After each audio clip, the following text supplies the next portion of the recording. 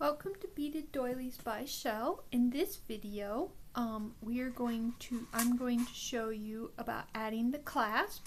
Once your piece has reached the length that you want it, if you are going to add a clasp onto this row of Teeny-Tiny Doilies, what you want to do is take your string from wherever it is and go to the bottom of the last doily. So here we are coming out here, might be coming out on the other side, but we just need to go through 2 beads to get to the end of our doily.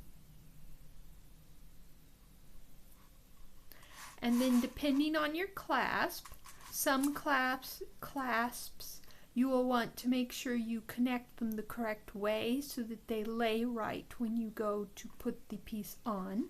So I have mine still attached because this one does have to be laid a particular way. So what I'm going to do here is I put 2 yellows on each side of my clasp on this side, so I'm going to add 2 yellows. And then I'm going to bring my piece over, and in order for it to lay correctly, I want to enter my clasp from this side. And that will make it lay correctly. And then I will add the other 2 yellows. And then the bead that my string is coming out of, I will go through it from the opposite side. And then I like to go back through this a second time to give it extra security, since it is where the clasp is. So you'll go through your 2 beads on this side, then you go through the clasp, and then the 2 beads on the other side, and the bead that's part of your Teeny-Tiny Doily.